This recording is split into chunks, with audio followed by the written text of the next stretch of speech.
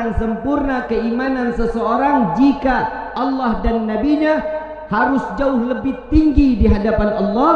Itulah yang dikatakan orang-orang yang beriman. Sayyidina Umar bin Khattab, ada yang kenal Sayyidina Umar?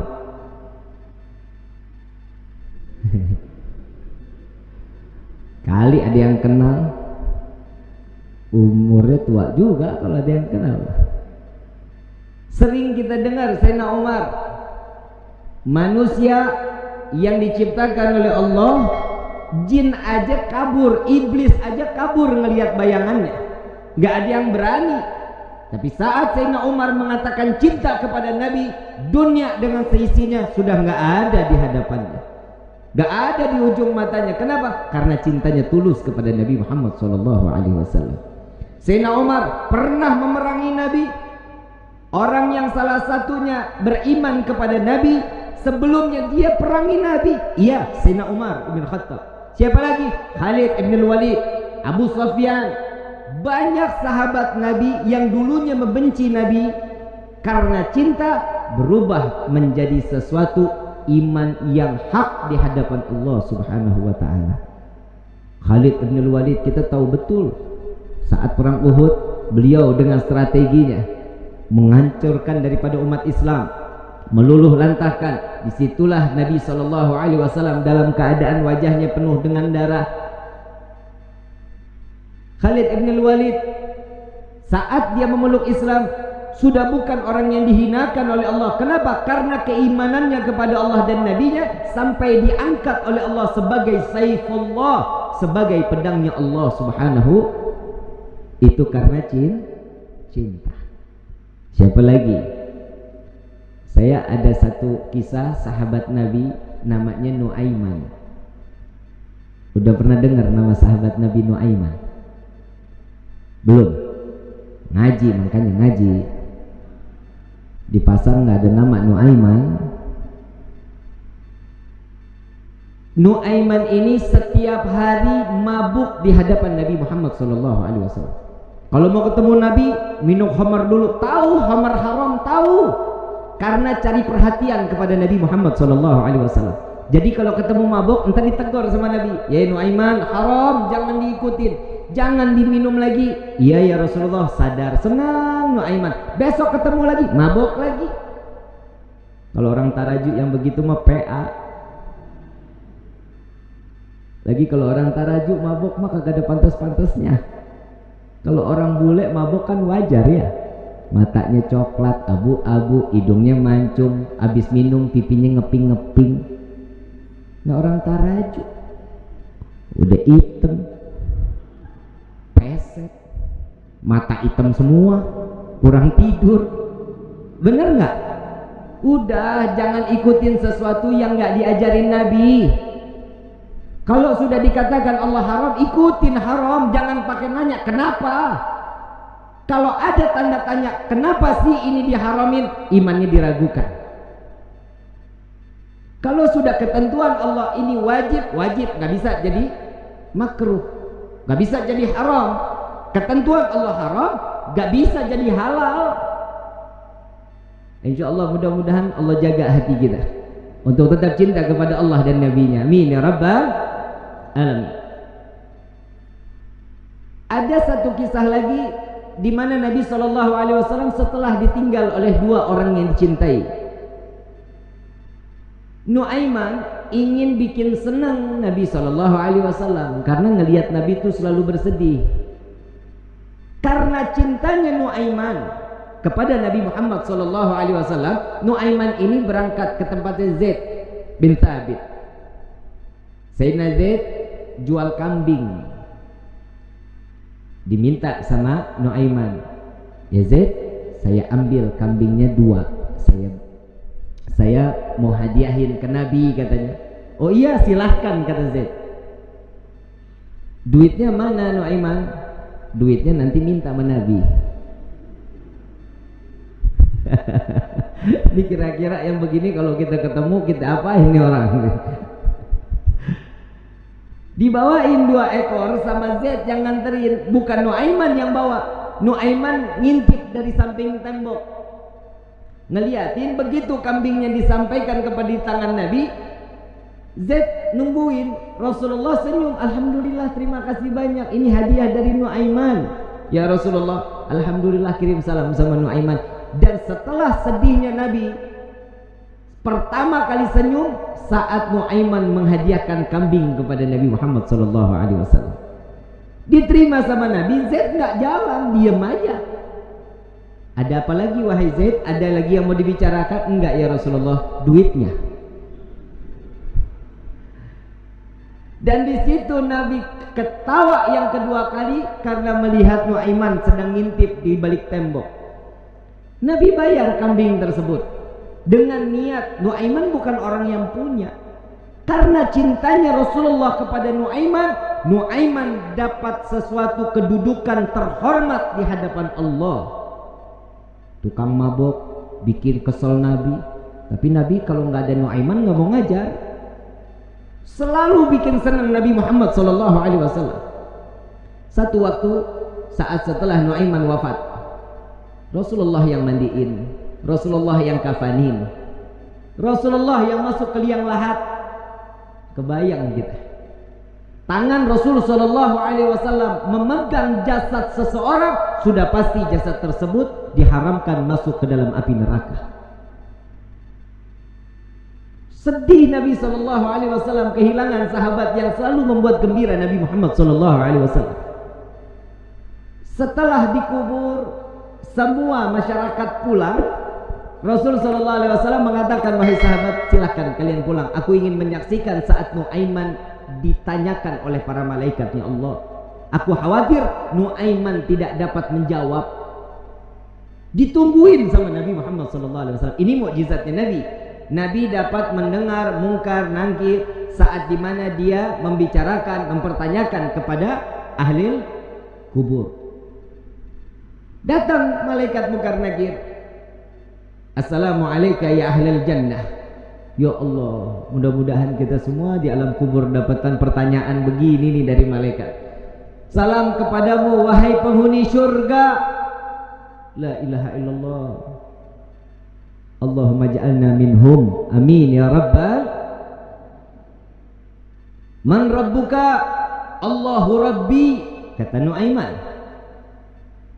Wa man nabiyuka? Coba ulang pertanyaannya, kata Nuaiman. Wa man nabiyuka? Tunggu, kayaknya saya salah dengar. Wa man nabiyuka? Jangan kencang-kencang, orangnya masih di atas tuh, katanya. Di situ Nabi masih tertawa. Nuaiman walaupun ada di dalam liang lahat masih membuat senyum baginda Nabi Muhammad SAW. Apa yang membuat seperti ini? Cinta. Kalau sudah mendapatkan cintanya seseorang yang kita inginkan, pasti hidup kita bahagia. Bagaimana kita mendapatkan gapainya cinta Nabi Muhammad SAW? Orang yang bersolawat, insya Allah keluar dari sini, pulang dari sini, berkah hidupnya.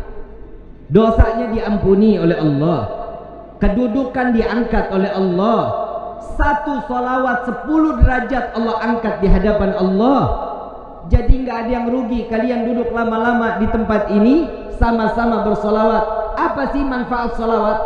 Nabi SAW saat Isra wal Mi'raj sedang di Buraq, Nabi melihat ada satu malaikat, tangannya, jarinya jutaan, tangannya ribuan. Ditanya sama malaikat Jibril, Rasulullah nanya kepada malaikat Jibril, ya Jibril, ini siapa? Ini malaikatnya Allah ya Rasulullah. Apa tugasnya? Tugasnya dia menghitung butiran air hujan dari zaman Nabi Adam sampai akhir zaman. Tidak ada satupun yang luput dari hitungannya. Nggak ada ya Rasulullah. Semua terhitung. Yang netes di laut, yang netes di tanah, yang netes dimanapun, semua terhitung oleh malaikat tersebut. Lalu didatangi oleh Nabi SAW. Wahai malaikat Allah, begitu sempurna Allah ciptakan engkau. Ya Rasulullah, tugasmu begitu mulia menghitung butiran air hujan. Betul ya Rasulullah. Adakah satu yang pernah terlewat dari hitunganmu? nunduk malaikat ini, ya Rasulullah, ada yang aku tidak dapat menghitung setiap apa yang telah diberikan oleh Allah. Apa wahai malaikat Allah? Tatkala umatmu bersolawat kepadamu, maka dengan rahmat dan keberkahan yang Allah turunkan ke orang-orang tersebut, aku tidak dapat menghitung dari butiran berapa rahmat dan keberkahan yang datang Allah berikan kepada orang-orang tersebut. Sallu ala Nabi Muhammad. Kalian mau suka, mau nggak suka, mau terima, mau nggak terima, semuanya pasti akan mendapatkan keberkahan dari Allah. Keluarnya kalian dari rumah ke dalam majlis ini, setiap langkahnya akan mendapatkan perhitungan kebaikan di hadapan Allah. Na'udzubillah min dzalik. Seandainya mudah-mudahan Allah kasih kita umur panjang, kita keluar dari tempat ini, Allah ambil nyawa kita, mati dalam keadaan husnul khatimah. Dan beberapa saat yang lalu banyak orang-orang yang dikiranya kita umur panjang, masih muda, sekarang telah meninggal dunia ngelewatin kita. Betul? Karena ada satu wabah COVID-19. Tapi ingat, kematian itu bukan karena corona. Kematian itu sudah maktub yang telah diberikan oleh Allah. Setiap manusia, kullu nafsin dha'iqatun, setiap yang bernyawa pasti akan mati. Apa meninggal yang betul? Mati apa meninggal? Meninggal. Meninggal. Benar meninggal. Inna salati wa nusuki wa mama mati. Nggak ada wa meninggali. Betul? Udah sama aja udah ya. Mau meninggal mau mati, pokoknya intinya is dead. Paeh. Betul ya? Ujian yang Allah berikan kepada kita berupa corona, inilah dimana Allah akan tingkatkan keimanan seseorang. Imannya tersebut naik atau turun. Nah ini tergantung nih. Ini kan musibah. Ada di perorangan mendapatkan itu berupa ujian atau itu berupa azab.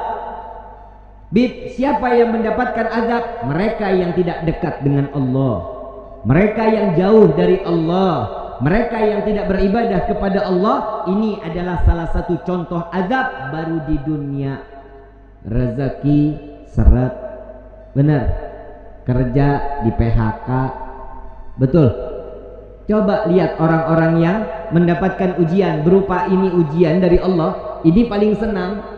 Kenapa? Tatkala dia dekat dengan Allah, orang yang mendapatkan ujian pasti ada kelas di mata Allah. Kalau dia ada kelas di mata Allah, berarti akan ada kenaikan derajat di sisi Allah. Nah, tinggal diri kita nih, diri kita dapatnya nih berupa ujian atau azab buat diri kita nih. Ini tergantung dari diri kita. Gak usah dijawab, Bib saya dapat azab, Bib saya dapat ujian, bukan. Tapi ayo introspeksi diri, sampai di mana ketaatan kita kepada Allah. Coba sekarang, kan dari kemarin-kemarin sholat Jumat libur, betul ya. Tapi di sini nggak libur, jalan terus, nggak ada corona. Alhamdulillah, ada orang juga yang nyaut, Bib, giliran saya mau sholat, masjid ditutup. Lah, lu dari kemarin kemana aja? Jika ada satu musibah datang ke satu negeri, jika ini menjadi satu mudarat, maka diperbolehkan. Sholat Jumat di rumah 4-2 orang terserah, gak apa-apa. Ini diperbolehkan.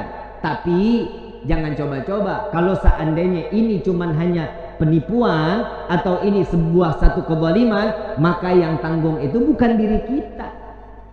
Yang nanggung siapa? Urusan mereka yang memberikan satu kebijakan. Jadi kita sami'na wa ata'na aja, ikutin aja bagaimana kisarannya Allah udah memberikan seperti ini. Dari manusia-manusia yang sekiranya dia lalai kepada Allah, membuat kita nggak bisa ibadah kepada Allah, urusan dia dosanya kepada Allah, kita tinggal ikutin aja. Tapi mudah-mudahan semua kita dipanjangkan umur oleh Allah Subhanahu wa taala. Mudah-mudahan wabah corona diangkat oleh Allah. Jika wabah corona ini adalah pasukan Allah yang Allah turunkan ke dunia untuk menyadarkan setiap hambanya, maka insya Allah ya Allah selesaikan semua tugas-tugas mereka. Amin ya rabbal alamin. Ini mau diterusin nggak? Terus nih. Sampai jam berapa kita nih? Hah? Saya kalau udah ngomong nggak mau berhenti loh. Bisa ketemu subuh loh kita loh. Mau? Sampai jam 4 setuju? Gua mah enggak. Capek loh lidah lo. Hadirin wal hadirat yang dirahmati oleh Allah Subhanahu wa taala. Betapa beruntung setiap manusia yang diringankan langkah kakinya untuk sama-sama mendekatkan diri kepada Allah. Kita keluar dari sini, kita datang ke tempat ini, dari luar datang ke sini, yang pertama dengan niat mencari ridha dari Allah. Jangan niat snack, percuma, nggak ada snacknya juga. Betul nggak? Gua aja cuman air putih. Tadi ngopi juga di rumah Pak Suha. Pak Suha numpang ngopi, tahu di masjid nggak bakal ada kopinya. Nah tiap hari kita datang ceramah kasih air putih dikira gue mujair kali. Mesti ada warnanya kayak manis-manis gitu kan, enak ya. Bener Bib ya? Manisnya kayak Habib Alwi. Hadirin wal hadirat rahimakumullah.